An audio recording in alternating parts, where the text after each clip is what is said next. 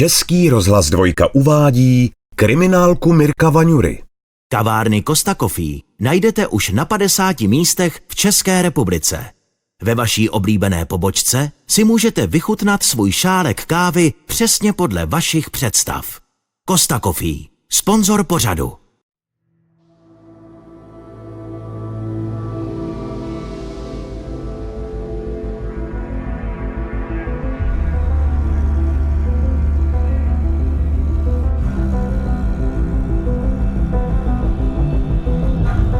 Čtvrteční ráno 23. listopadu roku 2017. Dvůr Králové nad Labem se probouzí do dalšího rušného dne a nikdo ve městě zatím nemá tušení, že za pár hodin se tu bude schylovat k velkému policejnímu zátahu. Je kolem 10., když na operačním středisku přijímají hovor na lince 158 od neznámého muže. Ten v zápětí rozechvělým hlasem oznamuje, že jeho podnájemník Pavel právě spáchal něco strašného. Já jsem tady přijmul nějakého bývalého kamaráda do práce a on mě teďka řekl, že zabil svoji holku v bytě. Že nejde jen o nejapný žert mezi kamarády, je jasné, když volající potvrdí, že svému známému nevěřil a tak se do bytu sám zašel podívat. Mladá žena uvnitř prý skutečně leží v krvi bez známek života a její vrah zmizel. Začal z toho bydliště, které bylo v centru Dvora Králové, utíkat. Ten oznamovatel prostě operačnímu důstojníkovi řekl, že toho Magora stíhat nebude, ale základní informace byla někdy po 10. dopoledne, že skutečně tam došlo k vraždě. Vyšetřovatel Michal Hynek si případ plný zvratů, který začal divokým pátráním po vrahovi na útěku, jasně vybavuje dodnes. Operativec Roman Popiolek byl jedním z těch, které policie okamžitě stáhla do Dvora Králové. Na tento případ si vzpomínám celkem dobře, protože v té době jsem zrovna prováděl šetření na okrese Rychnov nad Kněžnou, kde jsme prověřovali pobodání 2 polských státních občanů. A já jsem byl v jedné firmě v agentuře, kde jsem zjišťoval nějaké údaje, když jsem obdržel telefonát, že se mám přesunout do Dvora Králové nad Labem, kde mělo dojít k vraždě zatím nestotožněné ženy. Rozjel se ten kolotoč, kdy operační důstojník na to místo, vzhledem k tomu, že tam teda bylo podezření na vraždu, byl tam jasně dané, že pachatel z místa činu utíká, tak tam stáhl z toho policejního hlediska všechno, co mělo nohy a ruce. Bylo vyhlášeno takzvané pátrání po horké stopě, kde byly svolány různé hlídky na místo policejní, včetně dopravky. Bylo projížděno město a nejbližší okolí, nádraží, autobusové nádraží, obchody, výpadovky a tak dále. Od známého, který na policii volal, měla operativa detailní popis asi 40letého Pavla Kohouta. Černovlasý muž s ostrými rysy v obličeji a pichlavýma očima měl být rozrušený a zmobilizované týmy policie z celého kraje měli za úkol ho co nejrychleji najít. Ještě než my jako krajský výjezd jsme na místo stačili dojet, tak v 10 hodin a 55 minut, nebo těsně předtím, se podařilo kolegům z dopravní služby lokalizovat toho podezřelého na autobusovém nádraží ve Dvoře Králové nad Labem. Za pomoci teda té dopravní hlídky a zásahovky, která byla samozřejmě přivolaná, taky na místo byl Pavel zadržen a byl eskortován na obvodní oddělení do Dvora Králové. Ve chvíli, kdy zásahová jednotka protestujícího Kohouta nekompromisně spacifikovala na zemi, dorazil Michal Hynek s krajským výjezdem na místo činu. Uklidnění, že pravděpodobný vrah už nikoho neohrožuje, se po vejítí do bytu v prvním patře domu změnilo v obraz hrůzy a marnosti. Ta ložnice, tam vlastně jediné vybavení, které bylo, tak byly madrace na zemi. A na jedné z té madraci bylo tělo zemřelé ženy, to tělo bylo hlavou napasováno v rohu místnosti, všude okolo byly krevní stopy, stříkance na těch zdech. To tělo bylo přikryté až ke krku a vlastně jediné, co byla vidět ta krev, hlava poškozené a bylo vidět teda, že na očích má položeny 20korunové mince. Soudní lékař, který v zápětí prohlédl tělo mladé ženy, potvrdil, že v ložnici svedla nerovný boj o svůj život. Horní končetiny jsou lehce rozpažené od těla, dolní končetiny volně natažené a z části opřené o matraci u protější stěny místnosti. Tělo je přikryto žlutou dekou. Jsou patrné krevní stopy na stěně za hlavou, charakteru krevních stříkanců. Oční štěrbiny zemřelé jsou kryty každá jednou 20 korunou. To tělo podrobně ohledával, zaznamenával veškerá zranění a vím, že tam vlastně zaznamenal na místě desítky bodnořezných ran na těle poškozené, které byly situovány na těle v těch místech, která jsou vlastně životně důležitá. To znamená, byly tam hluboké bodnořezné rány na krku oběti, byla tam bodná rána v hrudníku v oblasti srdce a byly tam zřejmé i takzvaná obranná poranění, to znamená, bylo znát řezné poranění na rukou a nohou. Už z toho ohledání té podezřelé bylo znát, že zřejmě k tomu útoku došlo, když seděla nebo ležela. A vzhledem k pořezaným nohom, chodidlům, bylo možné si vyredukovat, že vlastně proti tomu pachateli ona kopala, snažila se bránit těmi kopy, ale nic jí to nebylo platné. Celkem 25 biologických stop našli v místnosti i kriminalističtí technici a část policejní operativy už mohla začít s domovní prohlídkou. Tou dobou už byl Pavel Kohút předvedený k prvnímu výslechu a jak vzpomínají Roman Popiolek a Jan Lomnický, dobře naladěný rozhodně nebyl. Mělo to trošku takový dramatický průběh, to zadržení potom jeho, protože on se začal chovat dost nezvykle, začal tam vyvádět, v podstatě se choval jako těžce raněný zvíře, vyváděl, musel být spacifikován, připoután k lavici 2 pouty na určitou dobu, protože on kolem sebe kopal, řval, plival a tak dále. Se choval doslova jako zvíře. Kolegu chtěl kousnout do lítka, předváděl tam takové věci, že si člověk říkal, že to je normální opičák. Chtěli jsme teda udělat prohlídku jeho těla, výslech podezřelého a tak dále. Na místo byl přivolán soudní lékař, který chtěl provést prohlídku jeho těla, což ze začátku nebylo dost dobře možné, protože on teda hrubě urážel lékaře, snažil se ho kopnout a tak dál. Pravděpodobný vrah vyhroceně reagoval na vlídnou domluvu i důrazné upozornění. A tak se detektivové chystali se souhlasem státní zástupkyně přikročit k razantnímu uklidnění. Takže se vlastně na to chystala i zásahová jednotka, že ho nějakým způsobem spacifikuje a my ho pak ohledáme. Ale to on, když viděl, že k tomuhle se schyluje, tak se pak sklidnil. Takže bylo ohledáno jeho tělo opět za přítomnosti soudního lékaře. V tomto případě to byl pan doktor Šafr. Můžete mi věnovat chvíličku? Určitě. Já se jmenuji kapitán Popiolek, já jsem z krajského ředitelství z Hradce Králové, z oddělení násilí. Můžu vám to věřit? Můžete, pořádku. Chtěl jsem vás požádat o spolupráci, protože chtěli bychom vás nechat prohlédnout. Máš stejný ty herečky, ty vole. Panem doktorem z ústavu soudního lékařství, ano, který odborně zadokumentuje. Ale chodí profík doktor, jo. No, tak mě asi pozve a požádá do jeho kanceláře, když si chcete hrát na doktory. Zase se to vyhrotilo, on podezřelý začal ho slovně napadat, vulgárně ho urážet. Když ho vulgárně neurážel, tak ho zase nazýval jako Ježíšem a hrál tam takový hry. Nicméně ta prohlídka jeho těla proběhla. Kdybychom potřebovali odborně spouknout, kde máte případně nějaký zranění. A my bude koukat káme, do zase budete pitvat člověka. To jsme ani nepotřebovali. Souhlasíte, pane? Během prohlídky musel tým Mordparty ignorovat urážky i Kohútův neklid. Podařilo se ale zjistit, že má pořezaný prst na ruce, což se útočníkům stává, když se jejich oběti snaží bránit. Prohlídkou těla ale Kohútovy výpady neskončily. Jako pod drogami se choval i během výslechu. Předstíral epileptický záchvat a pokusil se tým Mordparty pokousat. Ale já zapomenu tváře, jako vy si mě budete předávat a vy, já si nemůžu pamatovat činy a já vám nemůžu věřit, protože prý jste člověk, prý kamera je víc, rukavice jsou víc. Je potřeba říct, že to hrál, ale na druhou stranu jsem viděl, že to je doslova vypitý mozek. A ono to na něm bylo znát. Stejně překvapivý jako útoky Pavla Kohúta byl i jeho obrat, když se najednou sklidnil a po chvíli mlčení se sklopenou hlavou přiznal, že vrahem své přítelkyně, závislé na alkoholu, je skutečně on. V té motivaci se úplně nedostali, to stejně jsme věděli, že budeme řešit až pak za přítomnosti advokáta. V tu chvíli prostě bylo důležité, že přiznal, že to udělal. On uváděl, že prostě ráno se probudili, všecko probíhalo tak nějak normálně, pak mělo dojít k nějaké kratší hádce mezi nimi. On se sebral, odeběhl do kuchyně, kde vzal kuchyňský nůž a vrátil se zpátky do toho obývacího pokoje.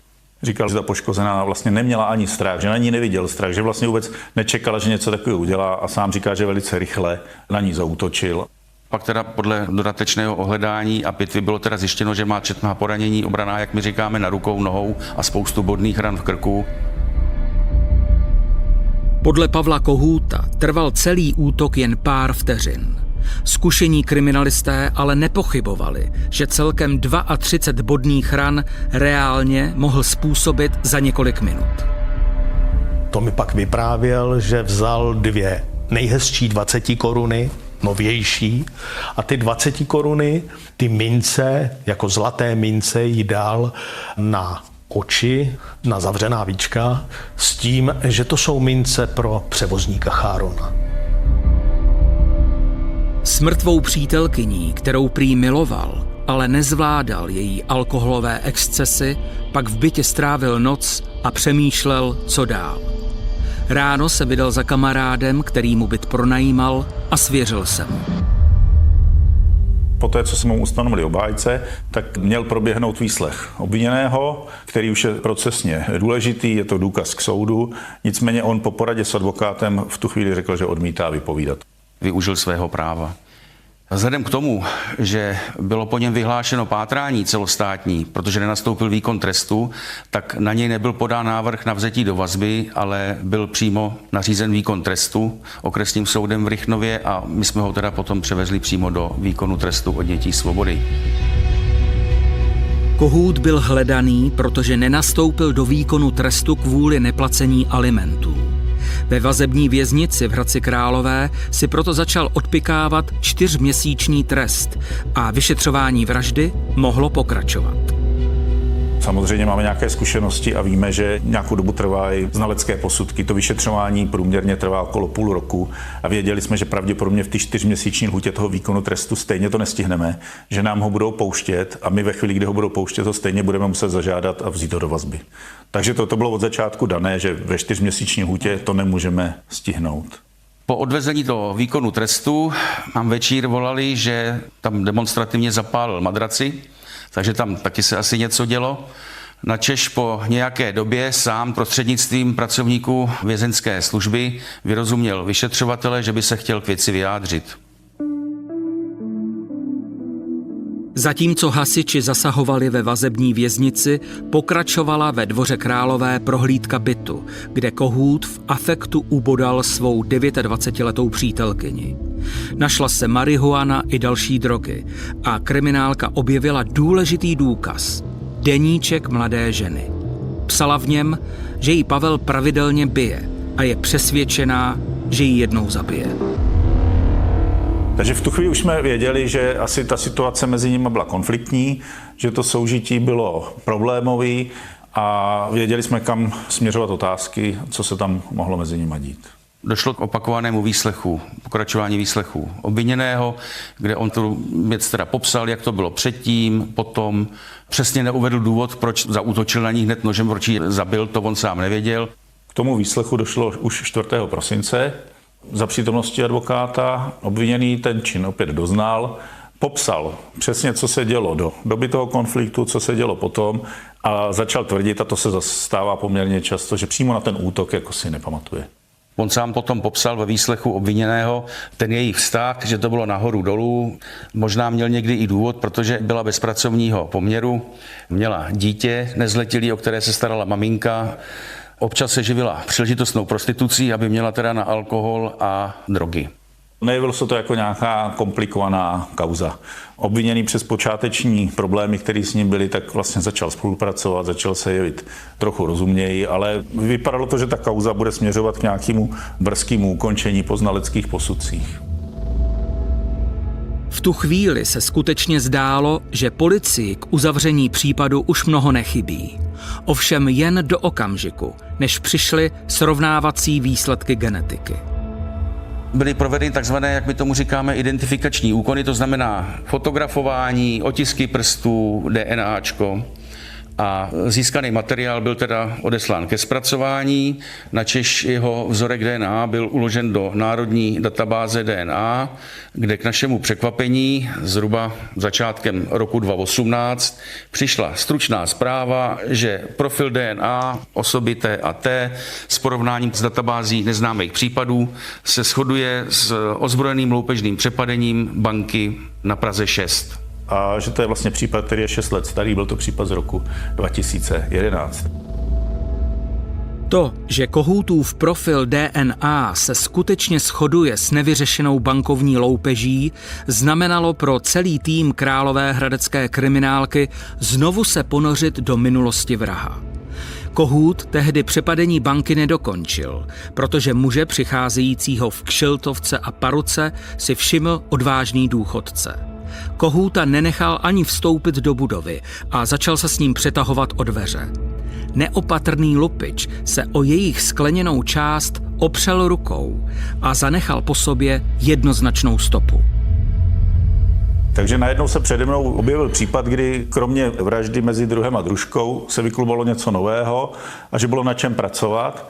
Další věc, která mě tak jako v tom zaujala, že jsem si říkal, tak dobře, tak ta vražda není jediný exces toho obviněného v životě takhle agresivní. A vlastně už v tu chvíli jsem se i rozhodl, že my to musíme zpracovat v jednom spisovém materiálu, aby někdo nedělal loupež a někdo vraždu, aby ten soud, který to bude soudit, viděl, že ten člověk ty sklony k násilné trestné činnosti má. Tak jsme informovali kolegy z Prahy 1, které bylo místně příslušné. Dohodli jsme se s klukama z loupeží z Bartolomějský na dalším postupu. Dohodli jsme se teda, že oni přijedou, připraví si výslech, my jim ho vyzvedneme z výkonu trestu, který z Hradce Králové, z hlavní věznice, kde on teda vykonával výkon trestu, a spustili jsme jeho výslech. Byl konec února 2018 a pražská kriminálka si v královéhradecké policejní výslechovce převzala Pavla Kohouta, aby mu položila několik zásadních otázek kvůli přepadení banky. Tam to proběhlo velice rychle. V podstatě oni ve chvíli, kdy ho seznámili s těma důkazy, který mají, tak on jim tu banku přiznal. Ten muž důchodového věku, který tam byl v té vstupní předsínce s váma, uvádí, že vlastně, když jste se přes něj snažil dostat ke dveřím, tak z banky uprchl a že stál tady vpravo za rohem. Vybavujete si ho, když jste tady utíkal? Já si ho vybavím, nepopíšu ho, starší pán, a tady řeknu zpátky třeba 50 metrů stál někde tady u auta. Říkal, já jsem to stejně čekal, až mi jednou vezmete otisky, a hnedka se k tomu přiznal. Popsal, jak to tam bylo, že chtěl do té banky vlízt, ale pak se přetahoval o dveře s tou ochrankou, s nějakým starším mužem, všechno popsal, jak to tam bylo, přesně kde je místo, jak to tam vypadá. A při té příležitosti, jak se přetahoval, tak ví, že se opřel holou rukou bez rukavice o dveře. No a z toho potom byl získán otisk prstu a DNAčko. Kolegové, s kterými já spolupracuju, jsou zkušený. A v tu chvíli vlastně Pavlovi řekli, že to určitě není jediná banka, kterou udělal, tak ať kouká říct všechno, co je. A on přiznal, že tu banku udělal 2krát. Takže my jsme to ještě dohledávali ten den. Ze spisů a z dalších novinových článků, co jsem si začal k tomu schánět, jsem zjistil a z dostupných evidencí policie popis pachatele, jaký tam byl, co měl na sobě, že to vypadalo, že měl paruku, byly tam nějaké fotografie z kamerových záznamů, dokonce i v novinách byl pachatel vyfocen a tak dál. Já mu říkám, Pavle, bylo by dobrý, kdybychom si popovídali o všem, co si provedl, protože my to stejně budeme prověřovat a takovýchhle loupeží je v republice hodně. A on řekl, no tak jo, tak já jsem tu banku udělal ještě jednou, což bylo teda ke zděšení kolegů z Prahy. A říkali, to není možný, já to tam nemám v evidenci. A on říkal, no, že by nehlásili škodu přes 200 000. Teď chvíli bylo ticho, pak on říkal, ne, já jsem tam byl ještě jednou, ale dřív. Nacházíme se teda na místě, které označil obviněný jako pobočku banky, kterou v minulých letech 2krát napadl formou loupeže. Jak říkáte, v roce 2011 jste se sem vlastně nedostal, takže se budeme bavit o roce 2009. V tom roce 2009 jaký tady bylo uspořádání? Když jsem sem vešel, tak tady po pravé straně byl stůl, tam seděla nějaká paní, a tady na levé straně byla pokladna. Kohout se na loupežné přepadení vybavil blonďatou parukou a čepicí a předpokládalo se, že převlek mohl použít i v jiných případech. Detektivové tedy měli určitou šablonu, která jim posloužila jako vodítko. a skutečně nalezli několik případů vyloupených bank, které tomu odpovídaly. Roman Popiolek s kolegy si Kohouta vzali k dalšímu výslechu. On jim vlastně řekl, že těch bank je celkem 8, který on přepadl. My jsme to začali všechno dohledávat a zjistili jsme, že první banka, kterou nám přiznal, takže byl takový nepodařený pokus v Týništi nad Orlicí.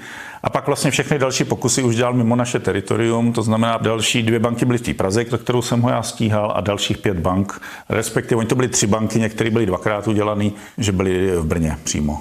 Pro něj, když se takzvaně kál, tak už nebyl problém přiznat i ty další věci. On totiž začal bilancovat ten svůj život a dospěl sám k názoru, že jestli chce v životě pokračovat dál, tak takhle dál už to nejde a musí se zbavit toho všeho špatného, co v životě předtím udělal.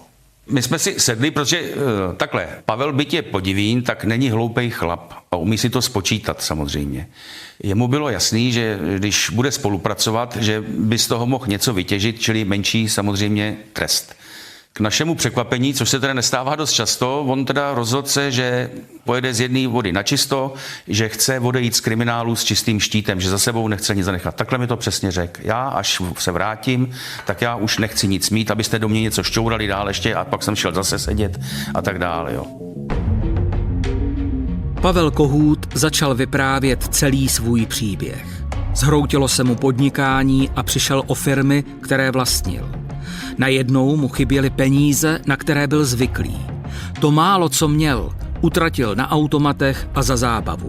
A když už nevěděl, co dál, rozhodl se vykrást první banku v Týništi nad Orlicí. Tak se zamaskoval, vzal si kuklu, měl nějakou pistoli, rukavice a vyběhl do prvního patra, kde byla ta pobočka banky. Rozhodl se teda vejít dovnitř, načež šák na kliku a rozbil si nos o sklo, protože bylo zamčíno, že ta paní asi 5 minut předtím zamkla a ta na něj koukala z druhé strany přes sklo, že jo. On nevěděl, co, tak tam chvíli postával, no paní samozřejmě utekla dozadu, volala policii, tak on se sebral a utekl odtamtud. Takže to byl jeho první nepovedený pokus přepadení banky. Překvapení to samozřejmě bylo a o to větší překvapení bylo, že jsme zjistili, že bohužel 3 banky z těch celkově 8 ho nemůžeme stíhat, protože za to je odsouzený někdo jiný a sedí ve vězení. V roce 2007 až 2010 probíhala v rámci republiky obrovská akce Skokan, kdy na území celé republiky docházelo k přepadávání různých poštovních úřadů nebo peněžních ústavů, jako samozřejmě. A pachatel se vyznačoval převážně tím, že přeskakoval přepážky nebo je rozbíjel, kde teda pod pohrůžkou dostal nějaké finanční částky. A tenhle ten pachatel, ten Skokan, byl odsouzen k 10 letům za 44 bank. Ze 2 bank byl teda zproštěn obvinění. Je pravda, že důkazy na to úplně nebyly. Rozhodně ne forenzní ve smyslu nějaké genetiky nebo něčeho podobného. Nicméně já si pamatuju, že jsem si tenkrát sednul s Pavlem, si ho voháč jsem takzvaně mezi 6 očima. Prostě jsem jim dal na rovinu takovou nabídku, říkám, hleďte, netlačím na to, je to vaše věc, jak se dohodnete, nicméně je tam člověk, který ty banky neudělal.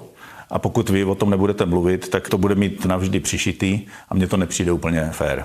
My jsme mu s kolegou vysvětlili, co všechno máme a on po nedlouhém mlčení řekl, dobře chlapi, tak já vám to řeknu takhle. A řeknu vám všechno, nebudu ze sebe dělat nějakého svatouška, protože jsem jednak už udělal tohle a tohle jsou věci, za které se dneska taky stydím a vím, že za ně budu také potrestán. A já vám to řeknu a přiznám vám to tak, jak to bylo.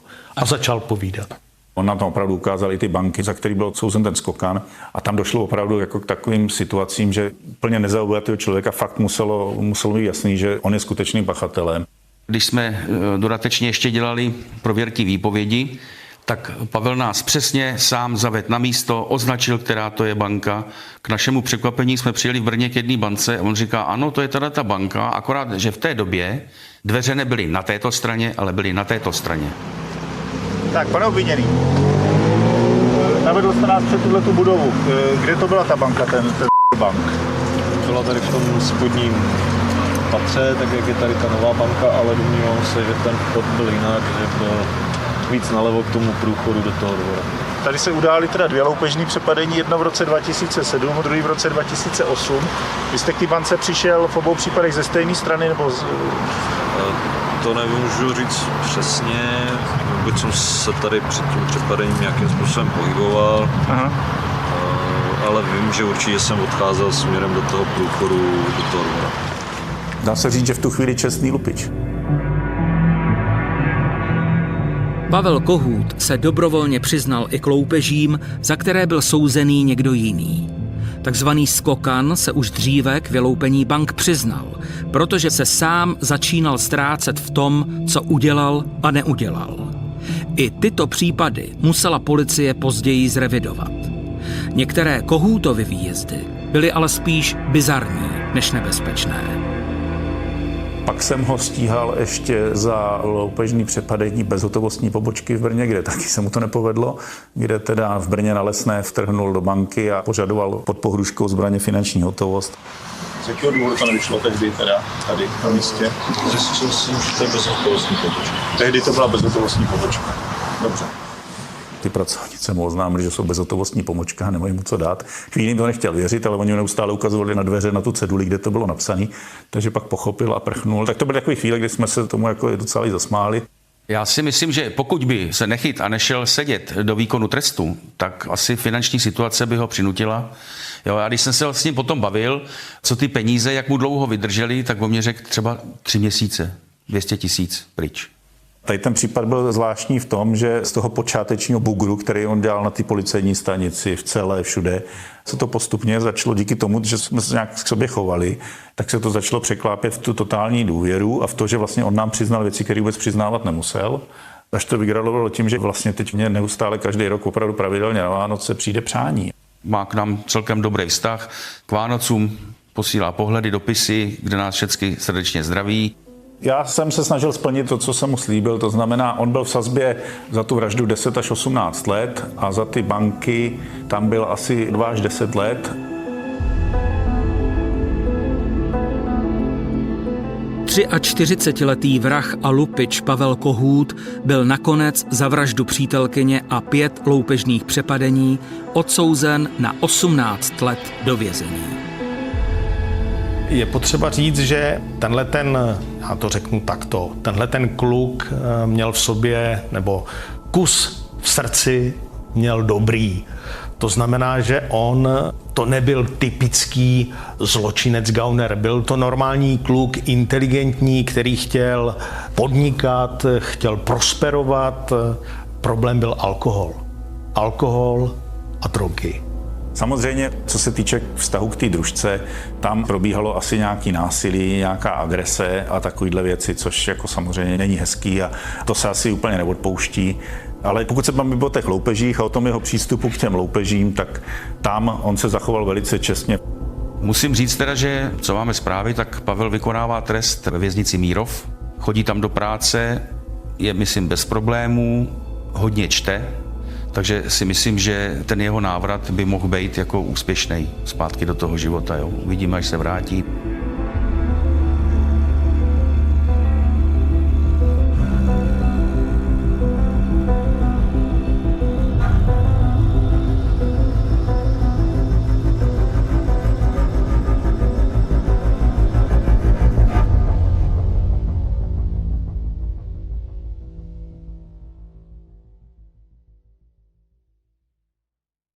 Český rozhlas 2 uvádí kriminálku Mirka Vaňury. Kavárny Costa Coffee najdete už na 50 místech v České republice. Ve vaší oblíbené pobočce si můžete vychutnat svůj šálek kávy přesně podle vašich představ. Costa Coffee, sponzor pořadu.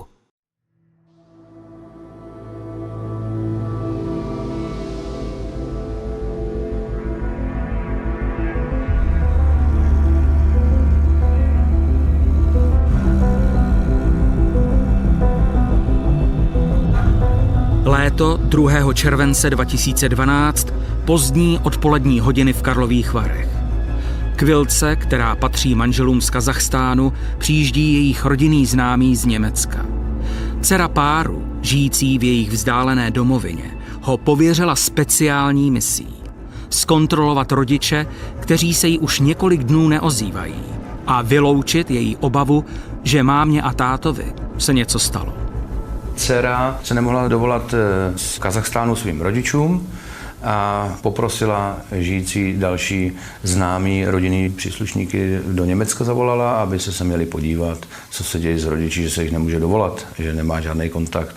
Když přijel k domu, tak se nedozvonil, telefon nikdo nezvedal, ten byl vypnutý, šel se tedy podívat k oknu a za oknem viděl hodně much a taky cítil takový nasládlý zápach jako zkaženého masa. Takže tohle mu bylo podezřelé, neviděl ani před domem auto kazašského manželského páru, proto zavolal na policii, že postrádá tyto dva lidi, muže ročník 1953 a ženu ročník 1952. Boris Novický a Rudolf Flaška z karlovarské kriminálky si případ, který prověřil jejich ostražitost i taktické schopnosti, připomínají jako jeden z mnoha zločinů mezi cizojazyčnými obyvateli města, které za svou kariéru museli vyšetřovat. Příjezd policie k upravenému domku onoho červencového odpoledne provázelo tragické očekávání. Po vstupu za bránou nacházíme před domem. Po schodech se chází ke vstupním dveřím, které jsou zamčené, doby ohledání a nepoškozené. Okna v přízemí jsou zavřená, nepoškozená. Zadní dveře jsou otevřené, které byly otevřeny hasiči. Jsme vstoupili násilně do domu a hned v přízemí mezi dveřmi byla mrtvola muže. Byl zastřelený a jeho manželka byla patrovíž zastřelená v ložnici. Soudní lékař prohlédl obě mrtvoly a zjistil, že s největší pravděpodobností byly zastřeleny. Podle toho, že muž měl na sobě 3 otvory, nejspíše po střelné zbrani, žena 1. I bez soudního lékaře bylo týmu kriminálky jasné, že k vraždě nedošlo v posledních hodinách. Silný zápach a množství much napovídali, že ke smrti muselo dojít nejméně před několika dny. Soudní lékař čas jejich úmrtí v zápětí upřesnil po prohlídce těl. K vraždě muselo dojít někdy před 2 až 3 týdny. Prostřed konferenční stolu, na přední části se nachází notebook, dále zkažené jídlo, mobilní telefon, pohled na stolek, věže a televizorů, pod kterým se nachází tělo. Věže je stádiu rozkladu. Při ohledání jsme museli mít velkou trpělivost, protože ten všudy přítomný smrad byl opravdu nepříjemný. První, co nás zaujalo, že obě mrtvoly měly překrytý obličej, tedy hlavu. To už samozřejmě z toho psychologického hlediska pro něco svědčí a je to i ověřeno, že pokud vrah zná své oběti, je s nima v nějakém bližším kontaktu, řekněme třeba přátelském, tak po smrti se na ně nechce koukat, takže jim ten obličej a vlastně tu hlavu překryje. O tom, že vrahem by mohl být někdo z blízkých rodiny, svědčilo i to, na jakém místě je vrah nebo vrazi překvapili. Polohy, ve kterých karlovarská kriminálka muže a ženu nalezla, vyvolávaly dojem, že je doma zastihl někdo, s kým se znali.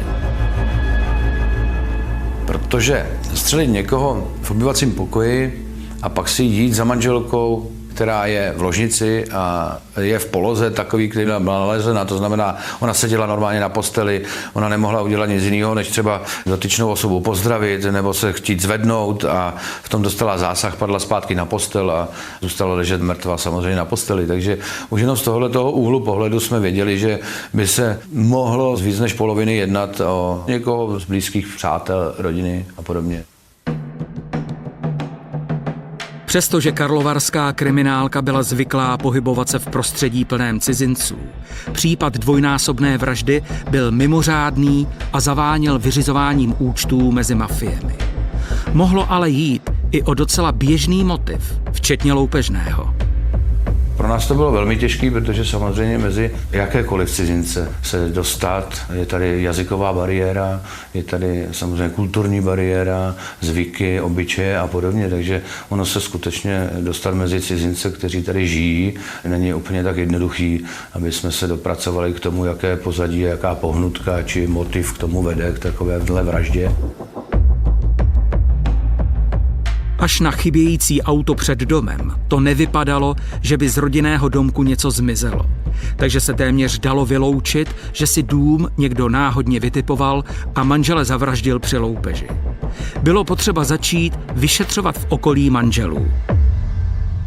To pro nás výjimečný docela bylo, protože tohle ty typy lidí se nějakým způsobem nám nepřekrývaly s takzvanou mafií a podobně, takže jestli to byly ukrajinská mafie, nebo to byla ruskojazyční prostě mafie, tak se nám to nepřekrývalo s tím Kazachstánem. Začali jsme okolo nich šetřit jak v té komunitě kazašské nebo ruskojazyčné, když to řeknu takto zjednodušeně, tak samozřejmě i na úřadech, aby jsme se zorientovali, čím se zde živili, jestli tady mají nějaké majetky, kromě toho domu, ve kterém žili, jestli tady mají nějakou firmu, s kým se stýkají, jestli jsou v nějakých spolcích a tak dále. Já jsem třeba osobně měl velice dobré kontakty právě na tyhle ruskojazyční lidi, takže jsem mezi nimi měl několik velmi vážených osob, kteří mě dodávali informace, pokud jsem je potřeboval, takže samozřejmě jsem věděl ty první informace hned na místě činu, když jsem mohl jenom zavolat a zmínil se jména a už tam ten nástřel toho finančního podtextu, vyřizování si nějakých dluhů, tam už bylo jasný od začátku. Boris Novický díky svým zkušenostem věděl, že musí našlapovat opatrně. Hned večer 2. července se mu ale s kolegy podařilo zjistit, že manželé si měli u známého uložit 250 000 amerických dolarů. Existoval prostě jeden člověk, který tadyhle ty lidi z toho Dálného východu, dá se říct, nějakým způsobem zaštiťoval pro ně, takzvaně pomáhal, takzvaně jim peníze uschoval za určitý poplatek a tak dál. Nemuseli se prostě ty peníze čistit. Ten byl velice důležitý, ale ten měl kolem sebe dost dobrou ochranku, takže tam ty informace byly složitý získávat. Se začátkem vyšetřování karlovarská kriminálka vstoupila na tenký led. Informační sítě cizojazyčných skupin ve městě byly úzce propojené a obvyklé postupy museli kriminalisté individuálně upravovat. Přestože se třeba ukázalo, že zmizelé luxusní auto manželského páru mělo GPS, už jen samotný zájem o zjištění dat o jeho pohybu u firmy, která lokalizaci zajišťovala, znamenal riziko. Tyhle lidi, kteří nějakým způsobem manipulují jak s lidmi, tak s jejich finančními prostředky a je to hrozně zamotaná záležitost, tak je velmi důležité ty kroky volit tak, aby to nemělo dopad i na vlastní policisty, protože i ten policista, který se dostane mezi takovýhle lidi, kde se vraždí, kde se může samozřejmě vraždit a jsou to cizinci žijící tady u nás, někdy jsme na ty lidi opravdu krátký, no, tak je dobrý zvolit samozřejmě takový způsob získávání informací, aby to nebolelo ani toho informátora, protože pak by to mohlo bolet další lidi, ty informace. A takže to je nebezpečné jak pro ně, tak samozřejmě i pro nás, jako pro policisty jako takový. Nejdůležitější proto se začátkem vyšetřování bylo zjistit co nejvíce informací o zastřelených manželích. Dozvěděli jsme se, že do České republiky přišli někdy v roce 2002 a při vyřizování těch pobytů a dalších věcí jim pomáhala, dá se říct, rodinná přítelkyně a jednalo se o kazašský manželský pár, který v Kazachstánu prodal své majetky a peníze, které měl, tak vlastně investoval tady v České republice. Postavili si dům, ve kterém byli nalezeni mrtví, koupili několik bytů a z jejich pronájmu de facto žili. Taky založili firmu, ve které byl zastřelený muž jednatelem a měl tam ještě 2 společníky. To byl manželský pár, který byl vlastně rodinnými přáteli, ale už nějaký čas se nestýkali, protože měli nějaký problém. To bylo trošku podezřelé. Problémy ve firmě mohly být důvodem k vraždě. A protože se oba páry znali už celá léta, odpovídalo to i teorii policie, že zločin spáchal někdo, kdo rodinu znal. Už jsme tam měli z minulých případů nějaké kontakty, takže jsme se snažili získat informace o poškozených, čím se tady živili, jestli nedělali nějaké trestné činy, jestli ty jejich peníze jsou čisté. Druhá část operativy se snažila, tak jako se to dělá vždycky, získat nějaké přátele, se kterými se zde stýkali, aby jsme měli další informace a hlavně, aby jsme zjistili nějaký ten motiv toho jednání. Karlovarští kriminalisté se snažili informace získat v podsvětí mezi galérkou i mezi samotnými podnikateli. Schůzky musely probíhat na různých místech tak, aby nikdo nebyl ohrožen. Nikdo ze zúčastněných nesměl mít mobilní telefon a postupovalo se podle předem stanovených pravidel. Já osobně jsem se docela bál, protože člověk neví, jakým způsobem se to použije proti nám potom. Většinou volili ty místa oni. Já jsem ty místa znal, protože samozřejmě to nebyly schůzky poprvé. Znal jsem ty lidi, měl jsem k ním důvěru, aspoň po tu čáru únosnosti, jak pro policii, tak pro ně. Věděli to prakticky 3 lidi, věděl to můj parták a věděl to i můj kolega z vyšetřování, který na tom s náma pracoval, věděl, že na tu schůzku jdu, já jsem o tom vždycky učinil služební záznam. Kriminálka intenzivně komunikovala i se zahraničím. Prostřednictvím překladatele a kazašské policie probíhaly výslechy a cílem bylo co nejvíce odhalit situaci v rodině a jejím zázemí. Každá informace byla důležitá a tým karlovarské kriminálky prověřoval v Kazachstánu i dceru zavražděných. Ona byla vlastně tou oznamovatelkou a po těch rodičích se scháněla. I z výslechů jsme si ověřili, že dcera s rodiči nebo s matkou a s otčímem výborně vycházela, navštěvovali se, volali si, psali si. Takže ta nedala se vyloučit, ale postupným šetřením jsme tuto vyšetřovací verzi zavrhli. O hodně zajímavější se ale ukázaly informace o podnikání manželů. Firma, kterou provozovali se svými společníky, kupovala levné zahraniční sprchové kouty a bezpečnostní dveře a draze je prodávala v Čechách. Jednalo se tady, když mohu říct, tak velký rozdíl, protože na naše peníze se ty jedny dveře daly třeba koupit za 1700 korun, ale tady se daly prodat za 37, za 40 tisíc bezpečnostní dveře. Takže by to byl docela velký obrat, docela dobrý biznis. Jenže nedávno byl zavražděný muž svými společníky z firmy vyloučen a ti celou firmu vzali na sebe. Zároveň řešil zavražděný pár i problémy s uschovanými penězi. Ty získali prodejem své úspěšné firmy v Kazachstánu. Dluh u jejich společníků přesahoval nejméně 2 miliony a dříve spřátelený manželský pár jim je odmítal vrátit. Situace ale byla nepřehledná. Tam byly různý dohady. Kdo byl jednatelem, kdo nebyl přímým jednatelem, kdo byl rodinný příslušník, protože byli jak přátelé, tak měli účast v té firmě. A teď se tam začalo dohadovat o tom, kdo z firmy vystoupí, nevystoupí, kdo koho vyplatí, nevyplatí a tak dále. Takže tam šli skutečně o peníze. Když ale policie chtěla společníky zavražděných kontaktovat a informace prověřit, ocitla se opět ve slepé uličce. Poznatek byl k tomu, že měli spolu nějaký konflikt, řešili ho docela, bych řekl, i pepřevým způsobem. Už na sebe prostě poštvávali lidi a tak dále, začali se pomlouvat, tak jako z tohohle důvodu samozřejmě pak už se začneme zajímat, že ten člověk taky chybí, ten člověk taky zmizel. Zjistili jsme, že ten muž z manželského páru již 3 týdny de facto není doma a nikdo nám nebyl schopen říct, kde je. Od nálezu mrtvol obou manželů uplynuly 4 dny a pomalu se začaly scházet poznatky z rozhozených policejních sítí. Výsledky pátrání po společníkovi, který zmizel, se shodovaly s informacemi o chybějícím autu zavražděných. Zjistili jsme, že podezřelý má 2 telefony, ale oba 2 v době, kdy jsme si chtěli zažádat o odposlechy, již byly neaktivní. Takže jsme nezažádali o odposlechy, ale zažádali jsme o výpis telekomunikačního provozu, na jaká čísla podezřelý volal. Začalo nám to tam zapadat i s telefonníma hovorama, nebo respektive s bodama GPS podle mobilního telefonu. Cca 11. června překročil podezřelý hranice České republiky a jel směr Chorvatsko, překročil do Slovinska, Chorvatska a následně do Černé Hory. Bylo to samozřejmě pro nás překvapení, neměli jsme žádné zdání, že by měl být někde pryč.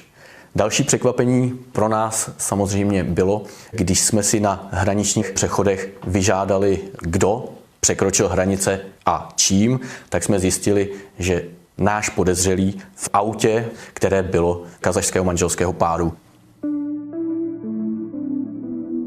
Protože už proběhl i výslech manželky podezřelého, policie měla i další informace.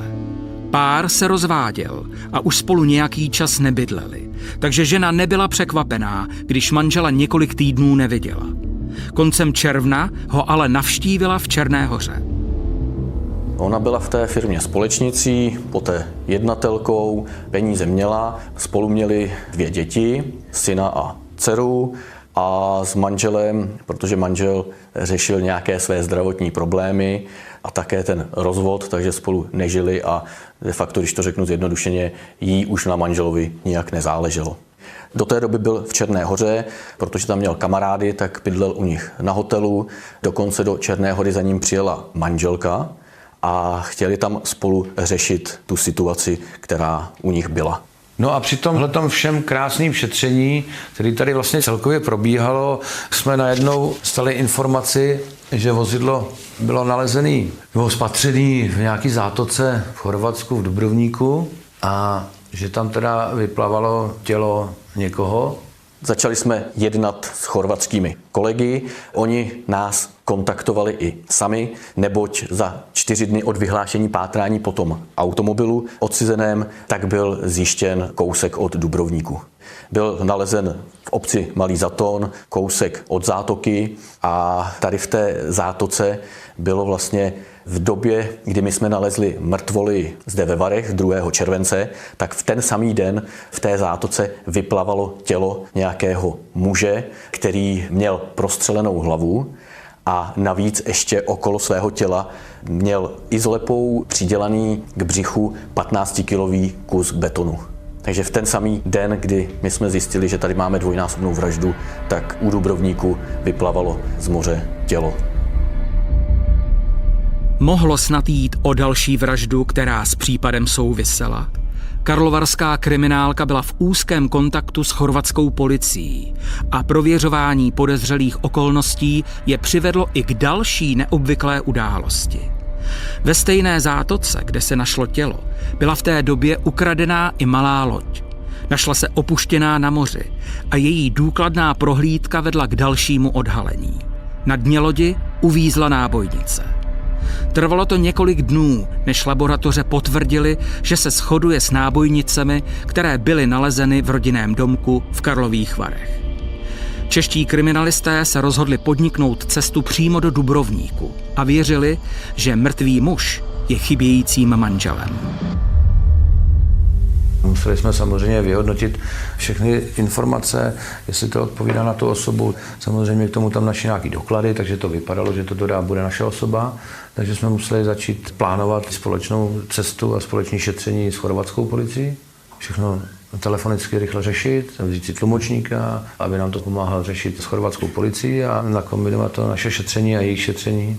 Já už jsem si myslel, že opravdu půjde o něj, akorát jsme museli vyloučit, zda se opravdu jednalo u toho podezřelého o sebevraždu, anebo jestli se náhodou nejedná o vraždu a není to další vyřizování účtů mezi cizinci.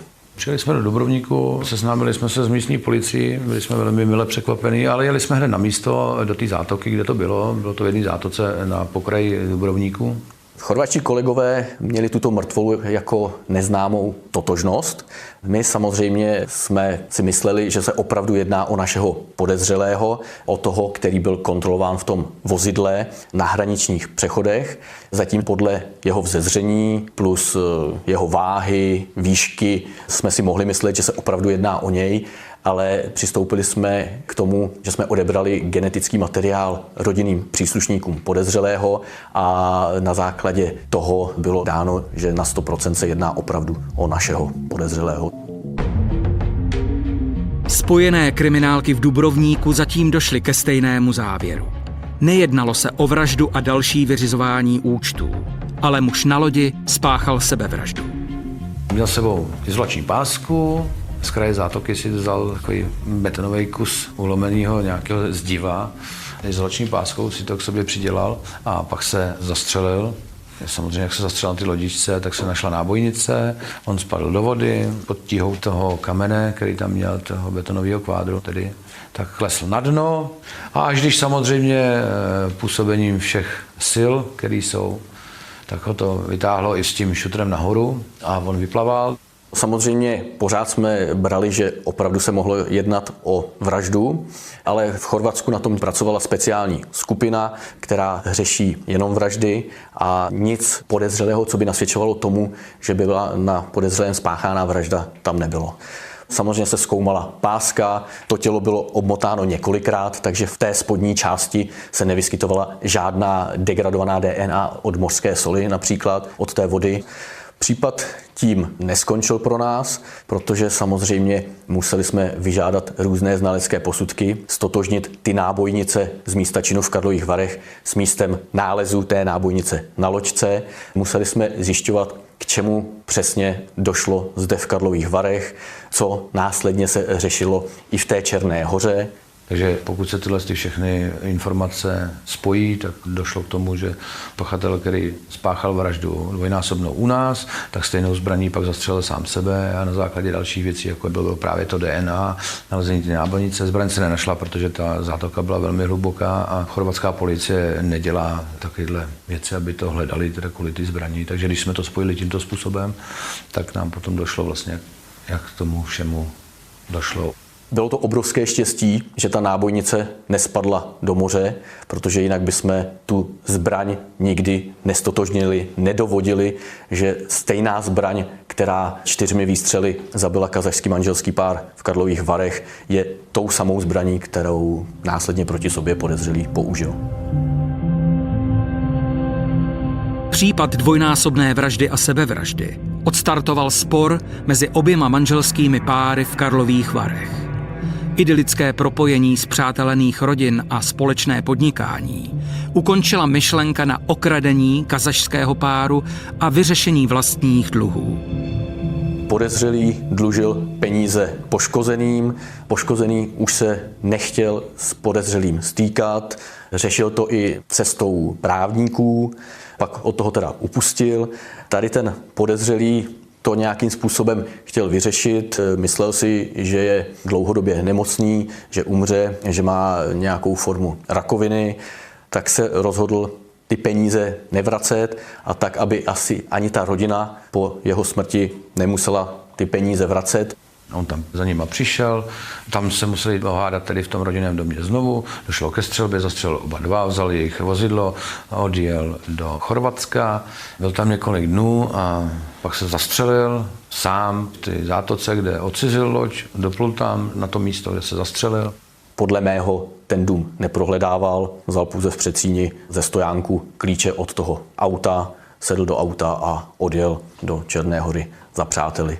Tam si asi chtěl srovnat myšlenky, přemýšlel asi, co s ním bude. Chtěl urovnat i ten spor s tou manželkou, takže manželku do té Černé Hory pozval, zavolal jí, ona s tím souhlasila, chtěla to asi taky nějakým způsobem dořešit, jejich rodinnou situaci, takže tam za ním přijela, nic nevyřešili, odjela zase zpátky a on následně se rozloučil s přáteli a jel spáchat tu sebevraždu způsobem, jakým ji spáchal.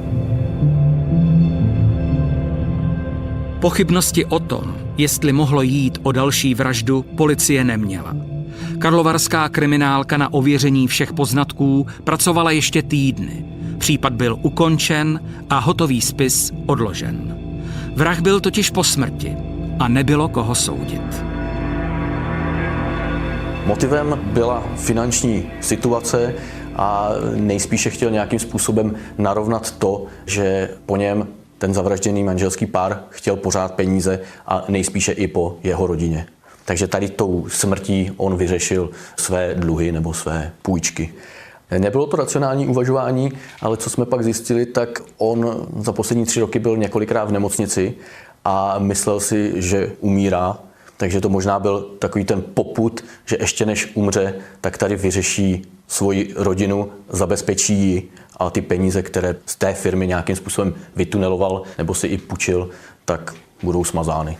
Já osobně nevím, proč bych šel do Chorvatska, ale oni do toho Chorvatska jezdili dost často na ty dovolený, že tam trávili, znali to a asi to bral tímto způsobem, že odjede prostě úplně odsud. Já si nemyslím, že tam jel s tím, že se tam dostřelí. Já si myslím, že tam dojel, rozmýšlel, co bude dělat dál, jakým způsobem to udělá a došlo k tomu, že asi mu to nějakým způsobem v té hlavě vystřelilo doslova. Zajímavé bylo i to, on podezřelý, když odjížděl od přátel z Černé Hory do Dubrovníku, tak se jim nesvěřil, že chce spáchat sebevraždu, nikomu to neřekl, pouze když přijel do Dubrovníku, tak napsal jsem v loďce. A napsal to rusky a v loďce nemohlo znamenat, že je na trajektu, ale že byl v nějaké malé loďce, třeba typu pramice, ve které pak byla nalezena ta nábojnice. Pro nás to byla vražda uzavřená, která se samozřejmě odložila, protože pachatel spáchal sebevraždu a důkazy k tomu všechny směřovaly. Přestože spekulace médií pokračovaly, karlovarští kriminalisté Rudolf Flaška a Boris Novický se nad nimi i po letech usmívají. Jednoznačný závěr totiž vyplynul z detailního vyšetřování. Co se tady začalo objevovat v novinách a vlastně mezi ruskojazyčnou komunitou, že to je všechno dílo mafie, vstupoval do toho i Europol a jejich sekce zločineckých struktur, takže ty nám také nabízeli pomoc, z části nám platili i pobyt v Chorvatsku a spolupracovali na tom s námi. Nakonec to byla vražda se zištným motivem, bez něčeho, že by se do toho zatahovala nějaká cizojazyčná komunita. Dneska k tomu těžký říct, kde skončily ty peníze, ale pravděpodobně skončily tak, jak chtěl pachatel.